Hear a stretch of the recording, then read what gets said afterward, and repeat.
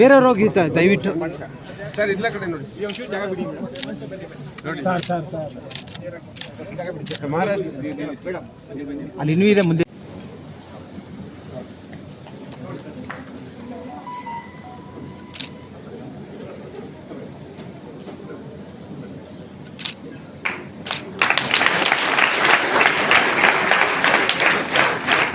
ನೋಡಿ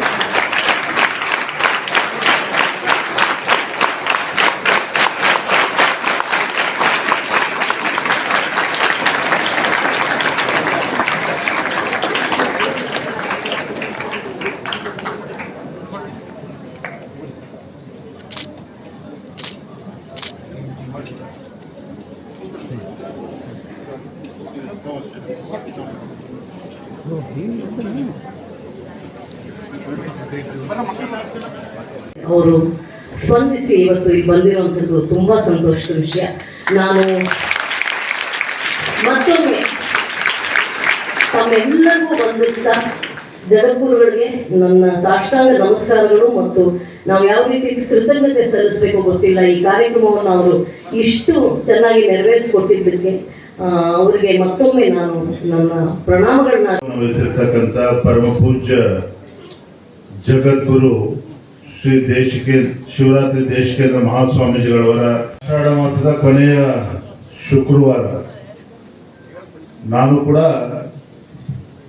ಇವತ್ತು ಮುಂಜಾನೆ ಕುಟುಂಬದ ಸಮೇತ ಬಂದು ತಾಯಿ ಚಾಮುಂಡೇಶ್ವರಿಯಲ್ಲಿ ಪ್ರಾರ್ಥನೆಯನ್ನು ಸಲ್ಲಿಸಿ ಈ ಒಂದು ಪವಿತ್ರ ಕಾರ್ಯಕ್ರಮಕ್ಕೆ ಬಂದಿದ್ದೇನೆ. ಆ ತಾಯಿ ಚಾಮುಂಡೇಶ್ವರಿ ನಿಮ್ಮೆಲ್ಲರಿಗೂ ಕೂಡ ಒಳ್ಳೇದು ಮಾಡಲಿ, ನಿಮ್ಮ ಭವಿಷ್ಯ ಉಜ್ವಲವಾಗಿರಲಿ ಅಂತೇಳಿ ಈ ಸಂದರ್ಭದಲ್ಲಿ ಹಾರೈಸ್ತಾ, ನಮ್ಮ ಶಾಲಾ ಮಕ್ಕಳಿಗೆ ಇವತ್ತು ಆಶ್ಚರ್ಯ ಆಗಿರ್ಬೋದು, ಏನಪ್ಪ ಇವತ್ತು ನಮ್ಮ ಈ ಕಾರ್ಯಕ್ರಮಕ್ಕೆಲ್ಲ ರಾಜಕಾರಣಿಗಳೇ ಬಂದಿದ್ದಾರೆ, ರಾಜಕಾರಣಿಗಳಿಗೂ ಈ ಪರಿಸರಕ್ಕೂ ಏನ್ ಸಂಬಂಧ ಅಂತೇಳಿ ನಿಮ್ಗೆಲ್ಲ ಆಶ್ಚರ್ಯ ಆಗಿರ್ಬೋದು.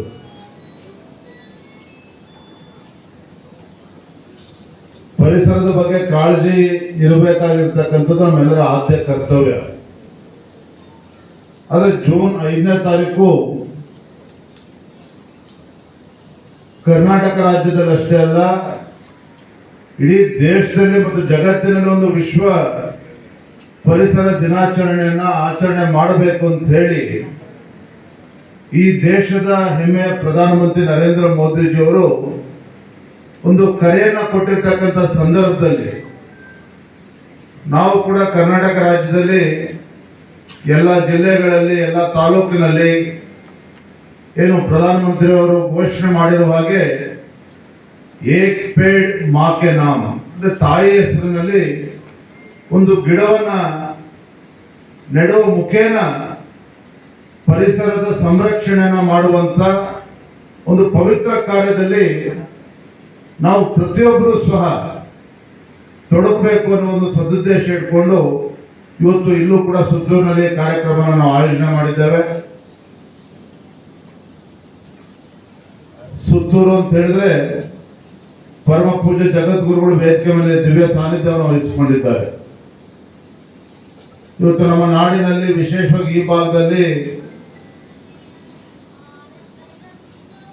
ಅನ್ನದಾಸೋಹ, ಜ್ಞಾನ ದಾಸೋಹದ ಮೂಲಕ ಮತ್ತು ರೈತಾಪಿ ವರ್ಗದ ಜನರಿಗೂ ಕೂಡ ಒಂದು ಸಹಾಯ ಹಸ್ತವನ್ನ ಚಾಚುವ ಮುಖೇನ ಇವತ್ತು ಪರಿಸರದ ಬಗ್ಗೆನೂ ಕೂಡ ಇಟ್ಟಿರ್ತಕ್ಕಂಥ ಕಾಳಜಿ ಸುತ್ತೂರು ಶ್ರೀಗಳು ಎಲ್ಲವೂ ಕೂಡ ನಾವು ನೋಡಿದ್ದೇವೆ, ಕೇಳಿದ್ದೇವೆ. ಇವತ್ತು ನಾನು ಈ ಸಂದರ್ಭ ಹೇಳ್ತಕ್ಕಂಥದ್ದು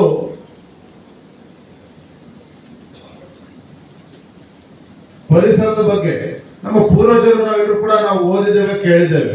ಹಿಂದೆ ನಮ್ಮ ತಾತ ಮುತ್ತಾತಂದ್ರು, ಮುತ್ತಜ್ಜಿಯವರು ಎಲ್ಲ ಹಿರಿಕರೇನಿದ್ದಾರೆ, ಹಿಂದಿನಿಂದಲೂ ಸಹ ಪರಿಸರದ ಪ್ರಜ್ಞೆಯನ್ನ ಇಟ್ಕೊಂಡು ನೀರನ್ನು ನಾವು ಪೂಜಿಸ್ಕೊಂಡು ಬಂದಿದ್ದೇವೆ, ಭೂಮಿಯನ್ನು ನಾವು ಪೂಜಿಸ್ಕೊಂಡು ಬಂದಿದ್ದೇವೆ, ಅದೇ ರೀತಿ ಪ್ರಕೃತಿ ಮಾತೆಯನ್ನು ಕೂಡ ನಾವು ಪೂಜಿಸ್ಕೊಂಡು ಬಂದಿದ್ದೇವೆ. ಒಂದು ದೈವಿ ಸ್ವರೂಪವನ್ನ ಈ ಪ್ರಕೃತಿಯಲ್ಲಿ ಕಾಣ್ತಕ್ಕಂಥ ಕೆಲಸ ಹಿಂದಿನಿಂದಲೂ ಕೂಡ ಮಾಡ್ಕೊಂಡು ಬಂದಿದ್ದಾರೆ. ಆದರೆ ಯಾಕೋ ಇತ್ತೀಚಿನ ದಿನಗಳಲ್ಲಿ ಪರಿಸರದ ಕಾಳಜಿ ಕಡಿಮೆ ಆಗ್ತಾ ಇದೆ, ಅರಣ್ಯ ಸಂಪೂರ್ಣವಾಗಿ ನಾಶ ಆಗ್ತಾ ಇದೆ. ಇವತ್ತು ಇಡೀ ಜಗತ್ತಿನಲ್ಲಿ ಎಲ್ಲೇ ಹೋದ್ರೂ ಕೂಡ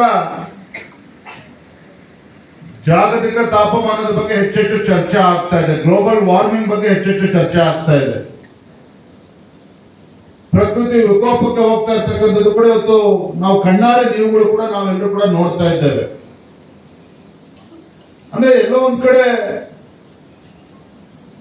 ನಾವುಗಳು ಇವತ್ತು ಹೆತ್ತಂತ ತಂದೆ ತಾಯಿಯನ್ನು ಕೂಡ ನಾವು ಮರಿತಾ ಇದ್ದೇವೆ, ಪಾಠ ಹೇಳ್ಕೊಟ್ಟಿರ್ತಕ್ಕಂಥ ಗುರುಗಳನ್ನು ಕೂಡ ನಾವು ಮರಿತಾ ಇದ್ದೇವೆ.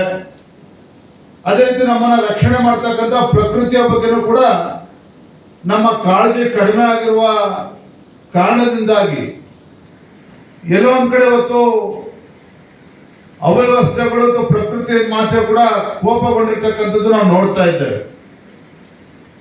ನೋಡಿ, ಒಂದು ಕಡೆ ನಾವು ಟೆಕ್ನಾಲಜಿ ಬಗ್ಗೆ ನಾವು ಬಹಳ ಹೆಮ್ಮೆ, ನಾವು ಒಪ್ಕೊಳ್ತೇನೆ, ಆಧುನಿಕ ತಂತ್ರಜ್ಞಾನದ ಬಗ್ಗೆ ನಾವು ಬಹಳ ಹೆಮ್ಮೆಯಿಂದ ಮಾತನಾಡ್ತೇವೆ. ಆದ್ರೆ ಇವತ್ತು ನಾವೆಲ್ಲರೂ ಕೂಡ ಗ್ರಾಮೀಣ ಭಾಗದಲ್ಲೂ, ನಗರ ಪ್ರದೇಶ ಇರ್ಬೋದು, ಗ್ರಾಮೀಣ ಭಾಗದಲ್ಲಿ ಇರ್ಬೋದು, ನಾವು ಗುಬ್ಬಚ್ಚಗಳನ್ನು ಇವತ್ತು ನೋಡ್ತಾ ಇಲ್ಲ. ನಮ್ಮ ಮಾಧ್ಯಮದ ಎಲ್ಲ ಪ್ರತಿನಿಧಿಗಳೇ ಹಾಗೂ ಪೊಲೀಸ್ ಇಲಾಖೆಯ ಸಿಬ್ಬಂದಿಗಳೇ, ಇಂದು ನಮ್ಮ ಪೂಜ್ಯ ತಾತ್ನವರಾದ ಶ್ರೀಮಂತ ಮಹಾರಾಜ ಜಯಚಾಮರಾಜ ಒಡೆಯರ್ ಅವರ ಜನ್ಮದಿನ 106ನೇ ಜಯಂತಿಯನ್ನು ನಾವು ಆಚರಿಸ್ತೇವೆ.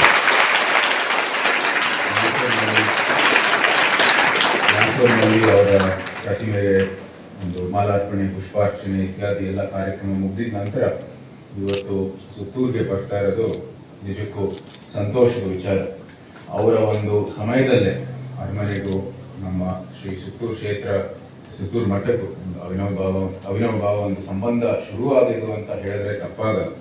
ಅದಕ್ಕಾಗಿ ಅವರ ಒಂದು ಸಮಯದಲ್ಲಿ ಶುರುವಾಗಿರ್ತಕ್ಕಂಥ ಒಂದು ಸಂಬಂಧ ಇವತ್ತು ಒಂದು ಒಳ್ಳೆಯ ಕಾರ್ಯಕ್ರಮ ಮೂಲಕ ನಮ್ಮ ಮತ್ತೊಮ್ಮೆ ನಮ್ಮ ಅರಮನೆ ಮತ್ತು ಸುತ್ತೂರಿನ ಭೇಟಿ ಆಗ್ತಾ ಇರುವಂಥದ್ದು ನಿಜಕ್ಕೂ ನಮ್ಮ ಒಂದು ಸೌಭಾಗ್ಯ ಅಂತ ಹೇಳಲಿಕ್ಕೆ ಇಷ್ಟಪಡ್ತೀನಿ. ಅದರ ಜೊತೆಗೆ ಅವರ ಒಂದು ಸಮಯದಲ್ಲಿ ಪ್ರಕೃತಿ, ಪರಿಸರ ಮತ್ತು ವನ್ಯಜೀವಿ ಇದ್ರ ಬಗ್ಗೆ ಸಮಾಜದಲ್ಲಿ ನಾವು ಮಾನವರಾಗಿ ನಮ್ಮ ಕಡೆಯಿಂದ ಅದರ ಬಗ್ಗೆ ಒಂದು ಕಾಳಜಿ ಇರಬೇಕು ಅಂತ ಒಂದು ಭಾವನೆ ಶುರುವಾಗಿದ್ದು ಅವ್ರ ಕಾಲದಲ್ಲಿ.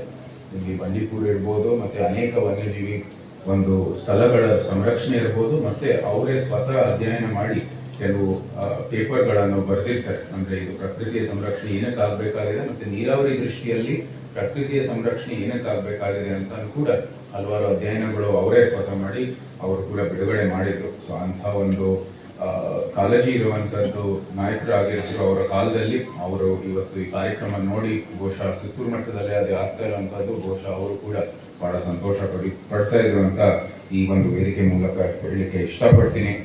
ಇವತ್ತು ನಮ್ಮ ಸುತ್ತೂರು ಮಠ ನಿಜಕ್ಕೂ ಬರೀ ಧಾರ್ಮಿಕ ಅಭಿವೃದ್ಧಿ ಅಲ್ಲ, ಬರೀ ಸಮಾಜದ ಒಂದು ಹಿತದೃಷ್ಟಿ ಅಲ್ಲ, ಅದ್ರ ಜೊತೆಗೆ ಒಂದು ಶಿಕ್ಷಣ ಇರ್ಬೋದು, ಆರೋಗ್ಯ ಇರ್ಬೋದು, ಮತ್ತೆ ಅನ್ನ ದಾಸೋಹ ಇರ್ಬೋದು, ಅನೇಕ ಒಂದು ಕ್ಷೇತ್ರಗಳಲ್ಲಿ ಒಳ್ಳೆ ಕೊಡುಗೆಯನ್ನು ಕೊಡ್ತಾ ಇದೆ. ಅದ್ರ ಜೊತೆಗೆ ಇವತ್ತಿನ ಕಾರ್ಯಕ್ರಮ ಆಧುನಿಕ ಕಾಲದ ದೊಡ್ಡ ದೊಡ್ಡ ಸಮಸ್ಯೆಗಳನ್ನು ಬಗೆಹರಿಸೋದಕ್ಕೆ ಎಲ್ಲರೂ ಬದುಕನ್ನು ತುಂಬ ಔಷಧಿಗಳನ್ನೇ ಅವಲಂಬಿಸಬೇಕಾಗುತ್ತೆ.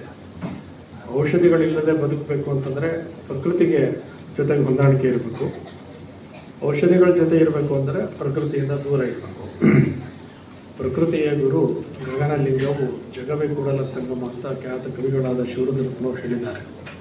ಅದರ ಪ್ರಕೃತಿಯನ್ನು ಗುರುವಾಗಿ ಭಾವಿಸಿ ನಾವು ಪೋಷಿಸಿ ಬೆಳೆಸಿದ್ರೆ ಅದರಿಂದ ಮನುಷ್ಯ ಜನಾಂಗಕ್ಕೆ ಅತ್ಯುತ್ತಮವಾದ ಭವಿಷ್ಯ ಇರಲಿಕ್ಕೆ ಸಾಧ್ಯ ಆಗುತ್ತೆ. ಭೂಮಿ ತಾಯಿ ಅದರ ಫಲವತ್ತೆ ಹಾಳಾಗದಾಗ ನೋಡ್ಕೋಬೇಕು, ಹಸಿರು ಹಾಳಾಗದಾಗ ನೋಡ್ಕೊಳ್ಬೇಕು. ನಮ್ಮ ಜನ ಇವತ್ತು ಮನುಷ್ಯ ಬದುಕಲಿಕ್ಕೆ ಬೇಕಾದಂಥ ಆಹಾರ ಧಾನ್ಯಗಳನ್ನು ಒದಗಿಸ್ತಕ್ಕಂಥವ್ರು ಕೃಷಿಕರು, ರೈತರು.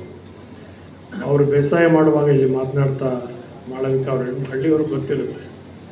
ಹಿಂದೆ ಟ್ರ್ಯಾಕ್ಟರ್ ಬರಲಿಕ್ಕೆ ಮುಂಚೆ ನೇಗಿಲ ನೋಡಿ ಬೇಸಾಯ ಮಾಡಬೇಕಾದ್ರೆ ಪ್ರತಿ ದಿವಸ ನೇಗಿಲು ಹಿಡಿದಾಗಲೂ ಕೂಡ ಭೂಮಿ ತಾಯಿಗೆ ನಮಸ್ಕರಿಸಿ, ತಾಯಿ ನೀನು ತೊಂದರೆ ಕೊಡ್ತಾ ಇದ್ದೀನಿ, ಏನದು ಬೇಡ್ಕೋಬೇಡ ಅಂತ ಹೇಳಿ ಪ್ರಾರ್ಥನೆ ಮಾಡಿ ಬೇಸಾಯ ಮಾಡುವಂಥ ಪರಂಪರೆ ಅವತ್ತಿಗೂ ಇತ್ತು, ಇವತ್ತಿಗೂ ಇದೆ.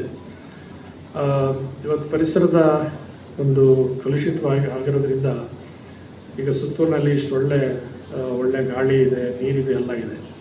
ಈ ಬೆಂಗಳೂರು ಮೈಸೂರು ಅಂತ ಕಡೆ ಹೋದರೆ ಟ್ರಾಫಿಕ್ ಪೊಲೀಸರು ಕೂಡ ಅದು ಏರ್ ಪ್ಯೂರಿಫೈಯರ್ನ ನೀವೆಲ್ಲ ನೋಡ್ತೀರಿ, ಮೂಗಿಗೆ ಗಾಳಿ ಶುದ್ಧ ಮಾಡುವಂಥ ಯಂತ್ರವನ್ನು ಹಾಕ್ಕೊಂಡು ಪೊಲೀಸ್ ಕೆಲಸ ಮಾಡೋದು. ಯಾಕೆಂದರೆ ಅವರು ಅದಿಲ್ಲದೆ ಮಾಡಿದ್ರೆ ಅವರ ಆರೋಗ್ಯವೇ ಕೆಡುವಂತಹ ಸಂದರ್ಭಗಳಿರುತ್ತೆ. ಆದ್ದರಿಂದ ಯಾವಾಗಲೂ ವಾತಾವರಣದಲ್ಲಿ ಒಂದು ಸಮತೋಲನವನ್ನು ಕಾಪಾಡಿಕೊಳ್ಬೇಕಾದಂಥ ಬಹಳ ಮುಖ್ಯವಾದಂತಹದ್ದು. ಒಂದು ದೇಶಕ್ಕೆ, ಒಂದು ಭೂಮಿಯ ವಿಸ್ತಾರಕ್ಕೆ ಇಷ್ಟು ಸೀಮಿತವಾಗಿ ಹಸಿರು ಗಾಳಿ ಇರಬೇಕು ಅಂತಿದೆಯಲ್ಲ, ಅದನ್ನು ಕಾಪಾಡಿಕೊಳ್ಬೇಕು. ನಮ್ಮಲ್ಲಿ ಪಶ್ಚಿಮ ಘಟ್ಟಗಳು ಸಮೃದ್ಧವಾಗಿತ್ತು ನಮ್ಮ ಕರ್ನಾಟಕದಲ್ಲಿ, ಆದರೆ ನಮ್ಮ ಜನರ ಒತ್ತುವರಿಯಿಂದಾಗಿ ಅದು ಕೂಡ ಕಡಿಮೆ ಆಗ್ತಾ ಇರುವಂಥದ್ದಿದೆ. ಅದಕ್ಕೆ ಅವಕಾಶ ಕೊಡದಂಗೆ ಅದನ್ನು ಸಂರಕ್ಷಿಸಬೇಕು. ಅದ್ರ ಜೊತೆಗೆ ಇವತ್ತಿನ ಮುಖ್ಯ ಕಾರ್ಯಕ್ರಮದ ಉದ್ದೇಶ ಏನು ಅಂತಂದರೆ, ಇಲ್ಲಿ ಸಂಸದರು, ಶಾಸಕರೆಲ್ಲ ಹೇಳಿದ್ದಾರೆ, ಪ್ರಧಾನಮಂತ್ರಿಯವರು ಕರೆ ಕೊಟ್ಟಿದ್ದಾರೆ. ಪ್ರತಿಯೊಬ್ಬರು ತಲಾ ಒಬ್ಬೊಬ್ಬರು ಒಂದು ಸಸಿಯನ್ನು ಬೆಳೆಸಿದ್ರೆ ಅದು ದೇಶಕ್ಕೆ ನಾವು ಕೊಡುವಂಥ ದೊಡ್ಡ ಕೊಡುಗೆ ಅಂತ ಭಾವಿಸ್ಬೇಕು. ಅವ್ರು ಹೇಳ್ದಾಗೆ ತಾಯಿ ಹೆಸರಿನಲ್ಲಿ